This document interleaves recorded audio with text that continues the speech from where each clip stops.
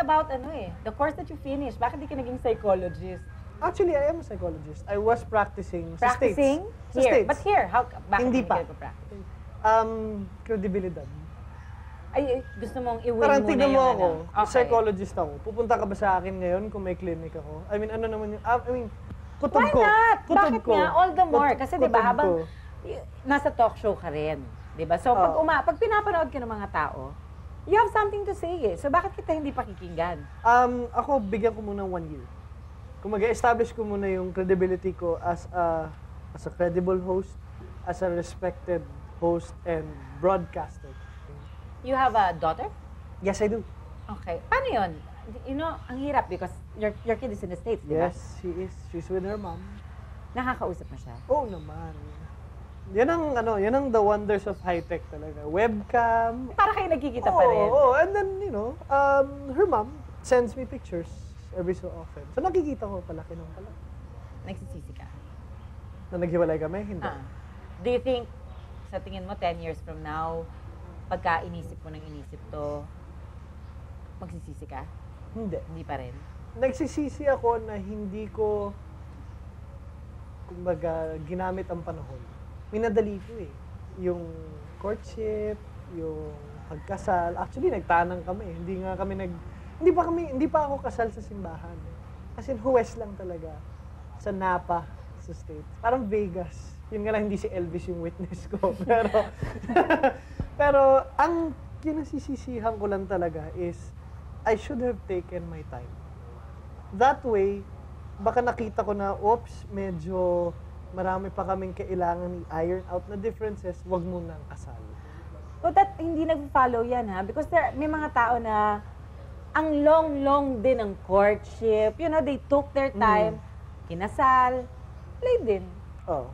O, di ba? So parang, di ba, I guess, iba talaga sa bawat tao. Kasi meron din mga tao na sandali lang yung courtship, pero apparently, magkakasama pa rin sila. Magkasama pa rin sila hanggang ngayon. Because for you, hindi nag-work yung Ako ganun. kasi, at least sa punto de vista ko, maghihiwalay na ako. E di, subukan kong kunin lahat ng mga tututunan ko. Ginamit ko na lang siyang learning experience. I mean, syempre masakit, kahit pa paano, in that respect, traditional pa ako, syempre ayoko yung maghiwalay.